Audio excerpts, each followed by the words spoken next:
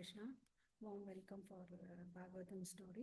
நம்ம இன்னைக்கு பரத் மகாராஜா பற்றி தெரிஞ்சுக்க போகிறோம். இதை புரிஞ்சுக்க வேண்டிய ஞானத்தை வேண்டி பகவான் கிருஷ்ணர்கிட்டயும் ஆச்சாரியார்கிட்டயும் நம்ம பிரார்த்தனை பண்ணிக்கலாம். ஓம் நமோ பகவதே வாசுதேவாய. ஓம் நமோ பகவதே வாசுதேவாய. ஓம் நமோ பகவதே வாசுதேவாய. ஓம் நமோ பகவதே வாசுதேவாய. ஓம் அஜ்ஞானதிமிரந்தஸ்ய ஞானாகர்ஷலாகயா சக்ஷுருன்மிலிதம் येन तस्मै श्रीगुरवे नमः. श्रीचैतन्यमनोभीष्टं स्थापितं येन भूतले स्वयं रूप कदा मह्यं ददाति स्वपदान्तिकं वन्देऽहं श्रीगुरो श्रीयुतपदकमलं श्रीगुरोन् वैष्णवांश्च श्रीरूपं साग्रजातं सगगण रघुनाथामिदं तं सजीवं साद्वैतं सावधूतं परिजनसहितं कृष्ण चैतन्यदेवं श्रीराधाकृष्णपदान् सगगण ललिता श्रीविशाखान्वितांश्च हे कृष्णा करुणा सिन्धु दीनबन्धो जगत्पते गोपेश गोपिकान्त राधाकान्त नमोऽस्तुते. तप्तकाञ्चन गौरांगी राधे वृन्देवनेश्वरी ऋषभानुसुते देवी प्रणमामि हरिप्रिये.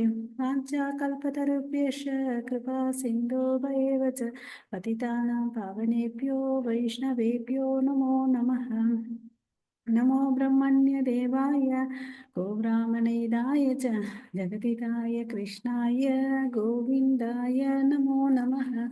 नमो महावादन्याय कृष्ण प्रेमप्रदायते कृष्णाय कृष्णचैतन्य नाम्ने गौरवद्वेष नमः. गुरवे गौरचन्द्राय राधिकाय ददालय कृष्णाय कृष्णभक्ताय तद्भक्ताय नमो नमः. मुखं करोति वाचालं पङ्गुं लङ्घयते गिरिं यत्कृपातमहं वन्दे श्रीगुरुं दीनदारणं परमानन्दं माधवं श्रीचैतन्य ईश्वरं.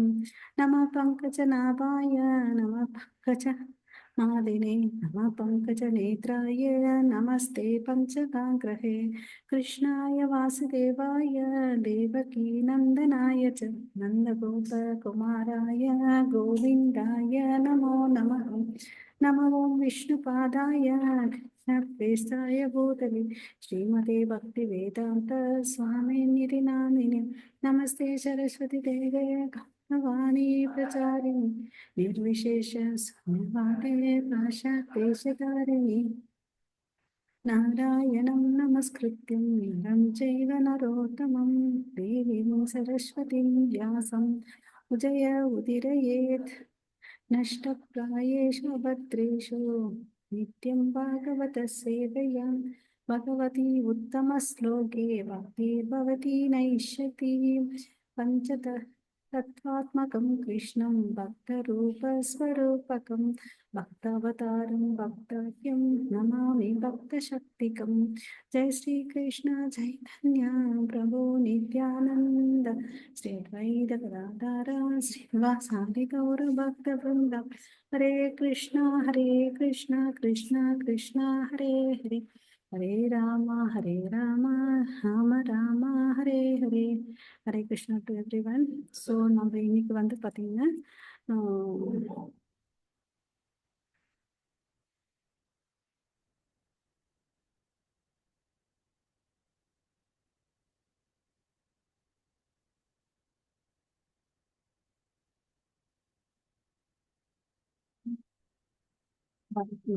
ஸ்டோரி பார்க்க போகிறேன். ஹரே கிருஷ்ணா. ஸோ பரத் மகாராஜா யாருன்றதை பார்க்கலாம். ஸோ சுயம்பு மனம் இருக்காரு. அவருடைய முதல் பையன் யாருன்னு பார்த்தீங்கன்னா பிரிவர்த்த மகாராஜா. ஓகேவா? இதை பிரிவர்த்த மகாராஜா பத்தி நம்ம தெரிஞ்சுக்கணும்னா அவர் யார்? பிரம்மாவோட பையன்.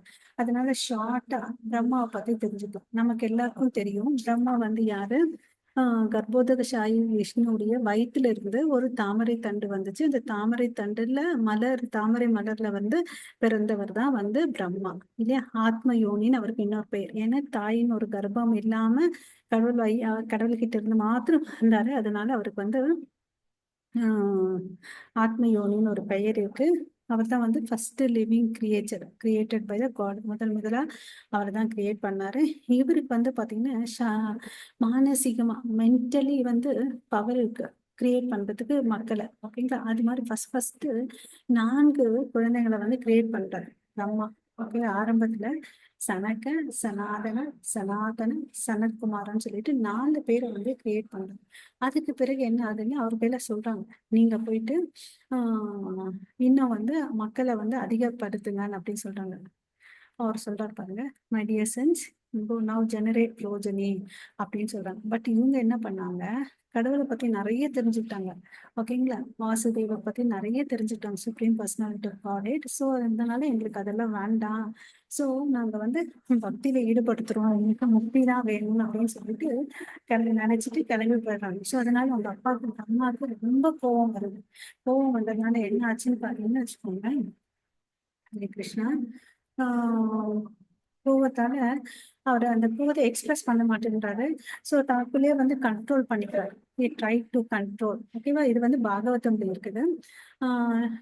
கண்ட்ரோல் பண்றாரு. அந்த கோவம் வந்து எப்படி வெளியே வருதுன்னு பாத்தீங்கன்னா, 2 புருவத்துக்கு நடுவுல வருது. அது எப்படி வருதுன்னு பாத்தீங்கன்னா, ஒரு குழந்தை வடிவமா வருது. அந்த குழந்தை பாத்தீங்கன்னா blue and red colour mix ஆகி இருக்கிற ஒரு குழந்தை வருது. ஓகேங்களா? அதுதான் யாருன்னு பாத்தீங்கன்னா ருத்ரன். ஓகே, அந்த குழந்தை பிறந்த உடனே கத்த ஆரம்பிக்குது, அழ ஆரம்பிக்குது. ஓகே, சோ அழ ஆரம்பிக்குது. சோ அது சொல்ற, அம்மா நீ அழ வேண்டாம் அப்படின்னு சொல்லிட்டு சொல்லிட்டான். சோ சரின்னு சொல்லிட்டு அதுக்கு வந்து ஒரு பெயர் கொடுக்குறாரு. நீ வந்து தேவ தேவர்களுக்கு வந்து சீஃபா இருப்ப, நீ தான் முதன்மையா இருப்ப, நீலாம் உன் பேர் வந்து ருத்ரன் அப்படின்னு சொல்லிட்டு சொல்றாரு. ஓகே, நீ அழாதன்னு அப்படின்னு சொல்றாரு. நான் வந்து நீ எங்க இருக்க போற என்ற இடத்தையும் நான் உனக்கு ஆஹ் எங்க இருக்க போறன்ற இடத்தை நான் சொல்றேன் பாரு. நீ வந்து இருதயத்துல, புலன்கள்ல, ஆஹ் காற்று, அப்புறம் ஆகாயம், அப்புறம் பாத்தீங்கன்னா நெருப்பு, தண்ணி, பூமி, சூரியன், சந்திரன், தவங்கம், ஆஸ்திரேலியா, இந்த இடத்துல எல்லாம் வந்து நீங்க இது வாழலாம்னு சொல்லிட்டு சொல்றோம். அப்புறம் ருத்ரா, உனக்கு வந்து 11 பெயர்கள் கொடுக்குறேன்ப்பா. அது என்னன்னு பாத்தீங்கன்னா மன்யு, மனு, மகினாசா, மகான், சிவா, ரத்வஜா, உக்ரவேதா, பாவா, காலா, வாமதேவா, கிருத விருத்தான்னு சொல்லிட்டு 11 பெயர்களுக்கு கொடுக்குறாரு சிவனுக்கு. அதுக்கு அடுத்தது பாத்தீங்கன்னா, அவருக்கு 11 பேர்களுக்கும் 11 மனைவியை கொடுக்குறாங்க, ருத்ராணிஸ்ன்னு சொல்லிட்டு. அவங்க யார் யாருன்னு பாத்தீங்கன்னா தி, திருதி, ரசாலா, உமா, நியுத், சக்தி, நிலா, அம்பிகா, இராவதி, சுவாதா, தீக்ஷான்னு சொல்லிட்டு அவங்களுக்கு பெயர். சரிங்களா? சோ 12 மனைவிகள் கொடுத்துறாங்க.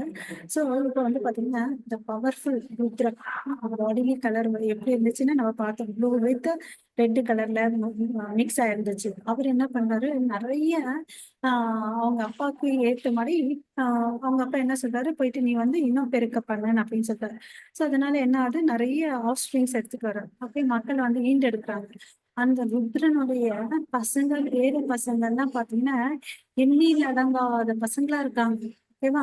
சோ எண்ணில் அடங்காத பசங்களா இருக்காங்க. அவங்க எல்லாம் சேர்த்துட்டு எல்லா இடத்துலயும் வந்து அழிவை உண்டு பண்றாங்க. ஓகேங்களா?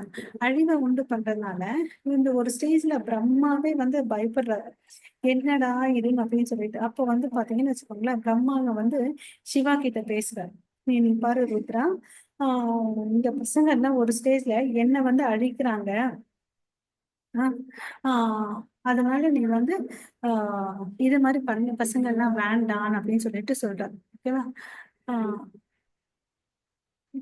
சோ நீ போயிட்டு என்ன பண்ணு, தவம் பண்ணு, போய் காட்டுல போயிட்டு நீ என்ன பண்ணு, ஆஹ் இது எல்லா இடத்துலயும் அழிவை உண்டுபடுத்துறாங்க.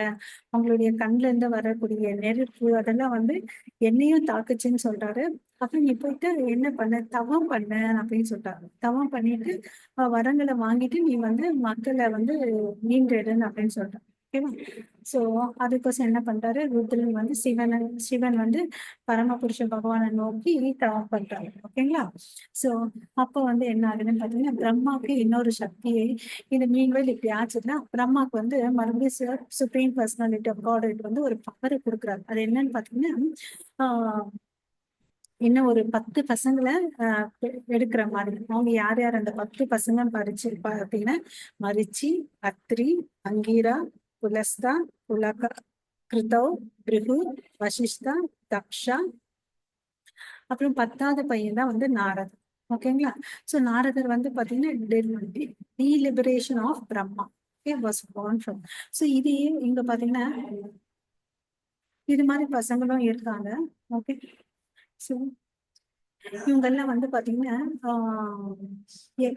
பிரம்மாவுடைய உடம்புல இருந்து வந்தாங்க. ஓகேவா? வசிஷ்டா வந்து பாத்தீங்கன்னா எங்க இருந்து வந்தான்னு பாத்தீங்கன்னா அவருடைய பிரீத்திங் உயிர் மூச்சு இருக்கு இல்லையா, அதுல இருந்து வந்தார். தக்ஷா வந்து அவருடைய கெட்டை விரல்ல இருந்து வந்தாரு.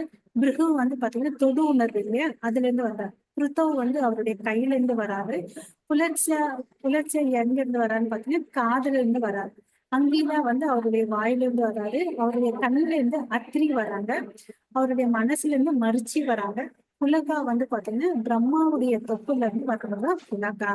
சோ இது மாதிரி பாத்தீங்கன்னு வச்சுக்கோங்க, ஒவ்வொருத்தவங்க வராங்க. ஓகே, அப்புறம் மதம்ன்றது ரிலிஜன் எங்க இருந்து வந்துச்சுன்னு பாத்தீங்கன்னா பிரம்மாவுடைய மார்புல இருந்து வந்துச்சு. ஓகே, பிரம்மாவுடைய மார்புல இருந்து மதம் வந்துச்சு. அப்புறம் வந்து பாத்தீங்கன்னா வேற இர்ரிலிஜன் வந்து அதர்மம் வந்து எங்க இருந்து வந்துச்சுன்னு பாத்தீங்கன்னா அவருடைய பின்பகுதி பேக்ல இருந்து வந்துச்சு. ஓகேவா? முதுகு சொன்னாலே அங்க இருந்து வந்துச்சு. இதே மாதிரி தர்மமான குழந்தைகளும் பிரம்மா கிட்ட தான் வந்தாங்க. அதர்மமான குழந்தைகள், அதாவது அதர்மா, மாயா, நிருத்தி, அவங்க எல்லாம் கூட பாத்தீங்கன்னா பிரம்மா கிட்ட இருந்து தான் வந்தாங்க. ஓகேவா? சோ அப்புறம் வந்து முதுகுலதான் வந்து கொடுமையான சாவெல்லாம் நடக்கும். அப்புறம் வந்து பாத்தீங்கன்னா ஆஹ் ஆசை, அப்புறம் வந்து காமம் வந்து பாத்தீங்கன்னா பிரம்மாவுடைய இருதயத்துல மேனிஃபெஸ்ட் ஆகும். இருதயத்துல இருந்து கோவம் வந்து பாத்தீங்கன்னா அவருடைய புருவத்துல இருந்து வருது. பேராசை அது வந்து எங்க இருந்து வருது பாத்தீங்கன்னா கிரீடு, அது அவரோட உதட்டுல இருந்து வருது. அப்புறம் பேசும் திறமை வந்து அவருடைய நாக்குல இருந்து ஆரம்பிக்குது. ஓகே, கடல் வந்து பாத்தீங்கன்னா அவருடைய இன உறுப்பு பகுதியில இருந்து வருது. அப்புறம் கீழ்த்தனமான செயல்கள், பாவமான கரங்கள் எங்க இருந்து வருதுன்னு பாத்தீங்கன்னா அவரு மலம் கழிப்பு இடத்துல இருந்து வருது. அதுதான் பாத்தீங்கன்னா பாவங்களுக்கு இருப்பிடமான இடம்னா அது. ஓகேங்களா? சோ அப்புறம் வந்து பாத்தீங்கன்னா அவருடைய நிழல்ல இருந்து யார் வராங்க, ஷேடோ ஆஃப் பிரம்மால இருந்து யார் வர்றாங்க, கர்தம முனி வராங்க. கர்தமா முனி வராங்க. ஓகேவா? சோ இவங்க எல்லாம் பாத்தீங்கன்னா இந்த பசங்க எல்லாம் வந்து அவருடைய மனசுல இருந்து வராங்க, மென்டல் சென்ஸ் இல்லைன்னா அவருடைய உடம்பு உறுப்புல இருந்து இப்படி எல்லாம் வராங்க. ஓகேவா? சோ ஓகே, சோ இது மாதிரி மனுக்களும் வராங்க. அவருடைய உடம்புல இருந்து மனுக்கள் வராங்க. ஓகே, 4 குமாரர்கள், 7 ரிஷிகள், மனுக்கள் வராங்க. சோ அந்த மனுக்கள்ல முதல் மனு வந்து யாருன்னு பாத்தீங்கன்னா ஸ்வயம்பு மனு. ஓகேவா? ஸ்வயம்பு மனு. சுயம்பவன் வந்து அவருடைய சத்திய ரூபான்னு சொல்லிட்டு அவங்க வந்து பாத்தீங்கன்னா மானசீகமா பிரம்மா கிட்ட இருந்து பிறந்தாங்க. சத்திய ரூபாவும் சுயம்புமனுவும் கல்யாணம் பண்ணிட்டாங்க. அவங்களுக்கு வந்து 2 பொண்ணு 2 பையன். அதுல வந்து ஃபர்ஸ்ட் இந்த குழந்தை பேர் வந்து பாத்தீங்கன்னா பிரியவர்த்த மகாராஜா. ஓகேங்களா? பிரியவர்த்த மகாராஜா என்ன பண்றாருன்னு பாத்தீங்கன்னா அவர் வந்து இந்த சூரியன் எல்லாம் வந்து வழிபடுறாரு. Follow the orbit of the sun god and brilliant chariot. அதனால அவங்களுக்கு என்ன குழந்தை பிறக்குதுன்னு பாத்தீங்கன்னா அக்னிதரா என்ற பையன் வந்து பிறக்கிறான். ஓகேவா? Son of Agnidhra. அவரோட பையன் பேர் வந்து நாபி. நாபி வந்து பாத்தீங்கன்னா இந்த உலகத்தை எல்லாத்தையும் அரசாங்கத்து வராரு. அவருக்கு வந்து நாபி கிரேட் அண்ட் அவருக்கு வந்து யார் பிறக்கிறாங்க பாத்தீங்கன்னா ரிஷப தேவர் வராங்க. நாபிக்கு வந்து பாத்தீங்கன்னா 100 பசங்க இருக்காங்க. அதுல முதல் சாரி நாபிக்கு வந்து ரிஷபம் சாரி நாபிக் வந்து ரிஷபா பிறக்கிறாரு. அவருக்கு இன்னொரு பெயர் வந்து ரிஷப தேவர். ஓகேவா? இந்த பிக்சர்ல பாருங்க. ரிஷபாக்கு இன்னொரு பேரு பாத்தீங்கன்னா ரிஷப தேவர். ஓகேவா? அவருக்குதான் வந்து 100 பசங்க இருக்காங்க. அந்த 100 பசங்களை வந்து முதல் பையன் வந்து பாத்தீங்கன்னா பரத். ஓகேங்களா? பரத் மகாராஜான் பின்னால வந்து ரொம்ப கூடுவார். இந்த ரிஷப தேவர் வந்து பாத்தீங்கன்னா சிறந்த டிவோட்டி. ஓகேங்களா? ஆஹ்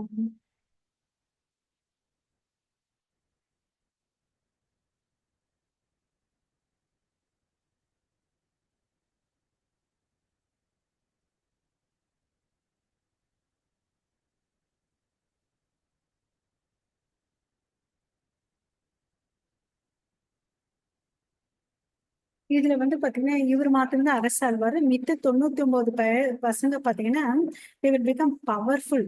ஓகேங்களா, ரொம்ப பவர்ஃபுல்லா இருப்பாங்க. ஓகே, நிறைய பேர் வந்து பாத்தீங்கன்னா பிராமணர்கள் ஆயிடுவாங்க. 9 பேர் மாத்திரம்தான் சத்திரியர்கள் ஆவாங்க. ஓகேங்களா, 9 பேரு சத்திரியர்கள் ஆவாங்க, மித்த 90 பேர் பிராமணர்களா ஆவாங்க. அப்புறம் அவங்களுக்கு வந்து 2 பொண்ணு இருக்காங்க, பிராமி அண்ட் சுந்தரின்னு சொல்லிட்டு. ஓகேவா. சோ இந்த பரத் மகாராஜா கதையை தான் நம்ம இன்னைக்கு பார்க்க போறோம்.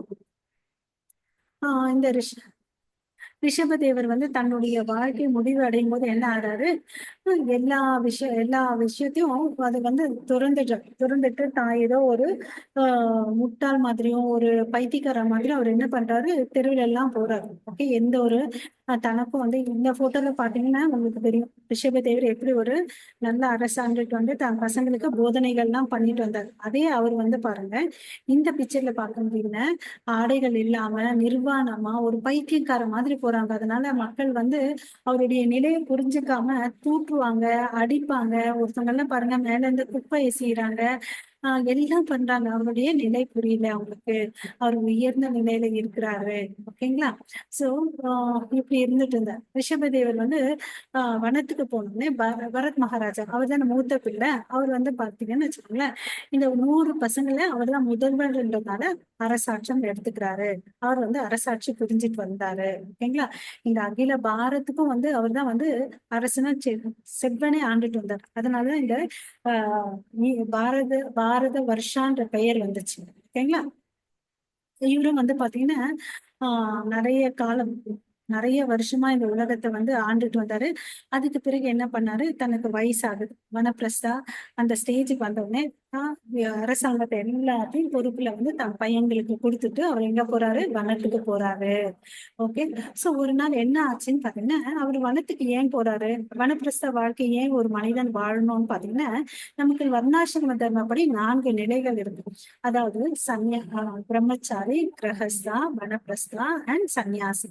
ஒரு மனுஷன் சின்ன வயசுல இருந்து ஒரு குருகுலத்துல வளரணும், ஆச்சாரமா வாழணும், பிரம்மச்சாரியா இருக்கணும். ஒரு குறிப்பிட்ட வயசு 20 வயசுக்கு மேல என்ன பண்ணணும், அம்மா அப்பா சொன்ன பசங்களை வந்து கல்யாணம் பண்ணிட்டு கிரகஸ்தர்களா கிருஷ்ண உணர்வோடு இருந்து கிருஷ்ண உணர்வோடு இருக்கக்கூடிய குழந்தைய வந்து ஈன்றெடுக்கணும். அதுதான் வேலை. ஓகேவா. சோ சம்பாதிக்கணும், நியாயமா பக்தி பண்ணணும். அதுக்கு அடுத்தது ஒரு 50வது வயசு வந்துருச்சுன்னு வச்சுக்கோங்களேன், வீடு எல்லாத்தையும் விட்டுட்டு பசங்களுக்கு பொறுப்பு கொடுத்துட்டு வனத்துக்கு போகணும், வனப்பிரஸ்தா ஸ்டேஜ். ஓகேவா. வனப்பிரஸ்தா ஸ்டேஜ்ல போனீங்கன்னு வச்சுக்கோங்களேன், அப்ப என்ன பண்ணணும், ஃபுல்லா மனசை வந்து பக்தியில செலுத்தணும். ஓகேங்களா. குடும்பத்துக்கும் அவருக்கும் வந்து சம்பந்தம் இருக்காது. அதுக்கு அடுத்தபடி சன்னியாசி ஃபுல்லா வந்து ஒரு ஊர்ல இருந்து ஒரு ஊர் வரையும் தெரிஞ்சிட்டு இருப்பார். ஒரு ஊர்ல கூட இருக்கக்கூட சன்னியாசி ஆனவர். பொதுமக்கள் நலனுக்கோசம் பக்தியை வந்து சொல்லி கொடுக்குறாரு. இதுதான் வந்து 4 ஆர்டர் ஸ்பிரிச்சுவலி நம்ம இந்த வர்ணாசிரம சமயம் நமக்கு பகவத்கீதையில கிருஷ்ணர் கொடுத்திருக்காரு. அந்த நியமத்தைப்படி இவரு என்ன பண்றாரு, இவர் ஒரு பக்தன் இல்லையா. சோ பசங்களுக்கு எல்லாத்தையும் கொடுத்துட்டு காட்டுக்கு வந்தாரு. காட்டுக்கு வந்து தவங்கள் யக்னங்கள் எல்லாம் பண்ணிட்டு இருந்தாரு.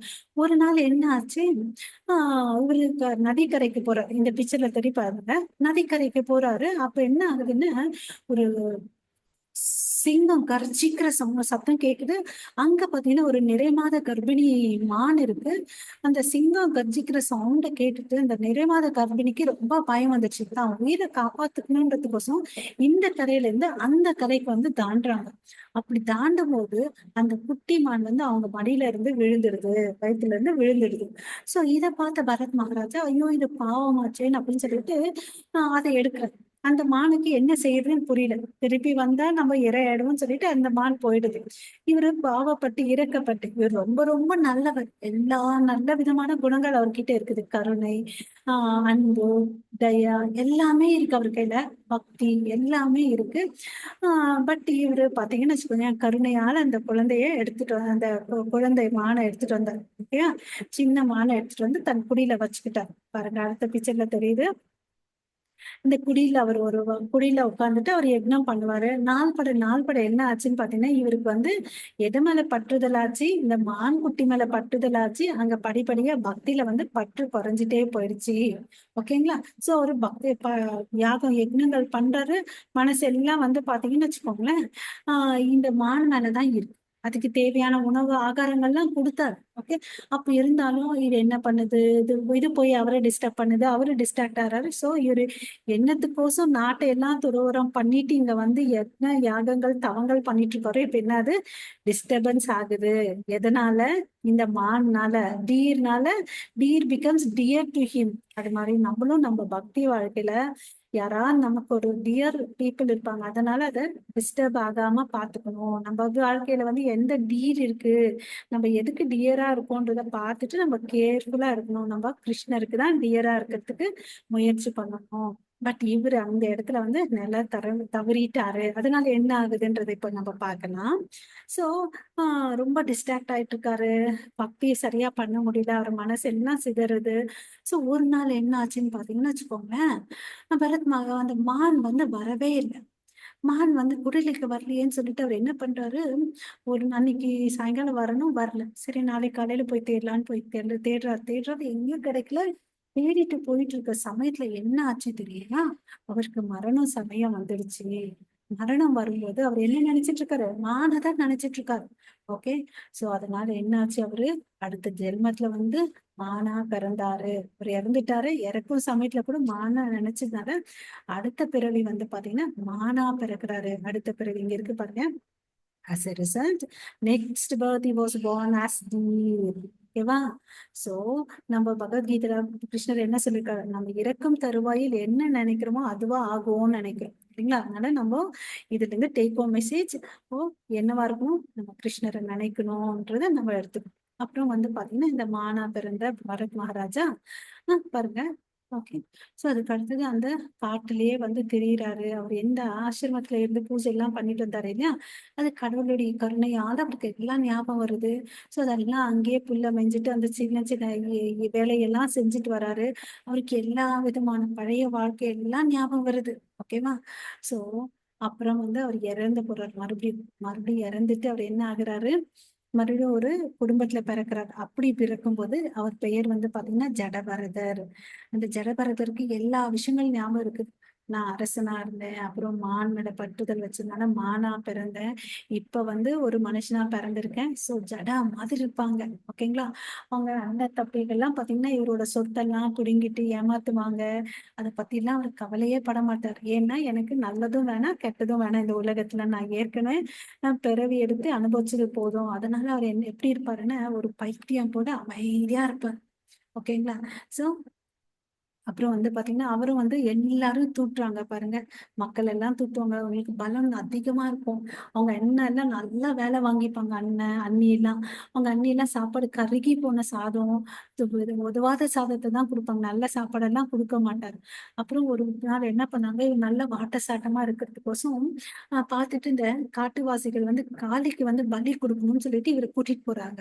ஓகேங்களா? இவருக்கு எந்த உடல் குறைபாடு இல்லை, அதனால காளிக்கு பலி கொடுக்கலாம்னு சொல்லிட்டு கூட்டிட்டு போயிட்டு ரெடி பண்ணி எல்லாம் வைக்கிறாங்க. அந்த தலைவன் இருக்கான் இல்லையா, அவன் சாகடிக்கணும்னு நினைக்கும் போது கத்திய தூக்குறான், அவர் தலையை துண்டிக்கணும்னு சொல்லிட்டு. அப்ப அந்த காளியே வருவாங்க, டேய் என்னடா பண்ணிட்டு இருக்கீங்க, ஒரு கிருஷ்ண பக்தனை வந்து நீங்க பலி கொடுத்துட்டு இருக்கீங்களான்னு சொல்லிட்டு அவங்களை எல்லாரையும் சம்மாரம் பண்ணிடுவாங்க.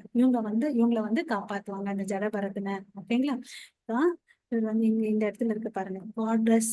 goddess காளி protected him. இந்த பிக்சர்ல தெரியுதா? காளி வராங்க, ஜடபரதரை காப்பாத்துறாங்க. அந்த விக்கிரகத்துல இருந்து வெளியே வந்து எல்லாரையும் கொன்னுடுறாங்க. ஓகேங்களா? சோ அதுதான் வந்து நம்ம கிருஷ்ணர் பக்தி பண்ண கடவுள் நம்ம கூடவே எப்பயும் இருப்பாரு. ஓகேங்களா? சோ இன்னொரு ஒரு நாள் வந்து என்ன ஆகுதுன்னு பாத்தீங்கன்னா இவர் நடந்து போயிட்டு இருக்காரு. அப்ப வந்து சில ராஜாவுடைய சேவகர்கள் இருப்பாங்க இல்லையா, சேவகர்கள் வந்து என்ன பண்ணிட்டு இருக்காங்க, இந்த பல்லக்கியை தூக்கிட்டு போறாங்க. ஓகேவா? அரசர் அங்க உட்காந்துட்டு இருக்காங்க. அவங்களுக்கு வந்து ரொட்டேஷன்ல எடுத்துக்கிறாங்க. அப்போ காட்டுல போறதுனால நான் யாரும் இல்லைன்றதுனால இவன் பாக்குறாங்க ஜனபரதன், வாடா கொஞ்சம் ஹெல்ப் பண்ணுடான்னு கூப்பிடுறாங்க. சரி இவரும் ஒரு பக்கம் தூக்கிட்டு போறாரு. ஓகேவா? தூக்கிட்டு போகும்போது என்னாச்சு, இவரு சரியா நடக்கிறது இல்ல. ஓகேவா? ஏன்னா கீழே பூமியில வந்து எறும்பு அதெல்லாம் பார்த்தா குதிச்சு குதிச்சு போறாரு. அப்ப பல்லக்கில உட்கார்ந்துட்டு இருக்கிற என்ன பண்றாரு, என்ன சரியா தூக்க முடியாதான்னு அப்படின்னு கேக்குறாங்க. அந்த 3 பேர் சொல்றாங்க, நாங்க சரியா தாங்க தூக்குறோம், இவன் தான் சரியா தூக்க மாட்டேன்றான் அப்படின்னு. என்னடா உனக்கு கொழுப்பு அதிகமா அப்படியெல்லாம் கேக்குறாரு. ஆமான்னு அப்படின்னு சொல்லிட்டு அவரு வாழ்க்கையின் தத்துவத்தை எல்லாம் பேச ஆரம்பிக்கிறார். ஆத்மாவை பத்தி எல்லாம் பேச ஆரம்பிக்கிறார். அப்பொண்ணு உடனே அந்த அரசருக்கு வந்து ஆத்ம ஞானம் வருது. என்னடா இவ்வளவு அளவுக்கு உயர்ந்த ஞானத்தை எல்லாம் பேசுறாரே இவரு, ஏன் இந்த பிக்சர்ல தெரியுது பாருங்க. எல்லாரும் நேரா நடக்குறாங்க. இந்த ஜடபரதன் மரம் தாண்டிட்டு தாண்டிட்டு நடக்குறாங்க. ஏன்னா அங்க பூச்சி இருந்தா அவர் மிதிக்க மாட்டார். அதுல கூட வந்து ஆத்மாவும் பரமாத்மாவையும் பாக்குறாரு. சோ அதனால தாண்டி தாண்டி நடக்கிறாரு. அதுக்கு அடுத்தது அந்த அரசனே வந்து கீழே இறங்கி வந்துடுறார். ஓகேவா? அந்த அரசனே வந்து அவருக்கு நமஸ்காரம் பண்றாரு. நீங்க யாருன்னு அப்படின்னு தெரிஞ்சுக்கிறாரு. அப்புறம் ஆத்ம ஞானத்தை வந்து அவர் கையில இருந்து வாங்கிக்கிறாரு. ஓகேங்களா? இப்ப அவர் கையில இருந்து பிலாசபி, கிரேட் நாலேஜ் இல்லையா? The king was proud. எனக்கு எல்லாம் தெரியும்னு சொல்லிட்டு அரசன் வந்து ரொம்ப ப்ரௌடா இருந்தாரு. பட் இப்போ ஜடபரதன் கிட்ட இருந்து இறங்கி என்னோட பல்லக்க தூக்கிக்கிறவன் கிட்ட இவ்வளவு அளவுக்கு ஞானம் இருக்கா பகவான் பத்தின்னு சொல்லிட்டு வந்து நமஸ்காரம் பண்றாரு. ஓகேங்களா? உம் அவருடைய உடம்பு வந்து இந்த உயிரை விடும்போது ஜடபரதர், ஓகே, கடைசியா வந்து அவர் யார் கையில போய் சேர்றாரு? he was freed from forever from the bondage of birth and death and return to the spiritual world. So இந்த கடைசியா இந்த 3வது பிறவியில வந்து அவர் என்ன ஆகுறாரு? ராதாகிருஷ்ணருடைய திருவடிக்கு போய் சேர்றாரு. ஓகேங்களா? ஸோ இங்க வந்து நம்ம ஜடத் மகாராஜோட ஜட பரதருடைய ஸ்டோரி இங்க முடியுது. ஓகேங்களா? ஸோ இவர் கையில இருந்து நம்ம என்ன கத்துக்கணும்? நம்ம எப்படி வந்து பற்றுதல் இல்லாம தெளிவா நம்ம வாழணும், நம்ம வாழ்க்கையை எதுலையுமே டிஸ்டர்ப் ஆகாமன்றதை நம்ம தெரிஞ்சுக்கணும். சரிங்களா? இங்க நம்ம முடிக்கலாம் இந்த ஸ்டோரி. ஓகே, உங்கள் அனைவருக்கும் மிக்க நன்றி. வாஞ்சா கல்பத்தருப்பேஷ கிருபா சிந்து பயவச்ச பதிதானாம் பாவனேபியோ வைஷ்ணவேபியோ நமோ நமः. अनंत कोटि वैष्णव वृंद की जय. नामाचार्य हरिदास ठाकुर की जय. जगत गुरु श्रील प्रभुपाद की जय. निताय गौरव प्रेमानंदे. हरि हरि बोल. हरे कृष्णा.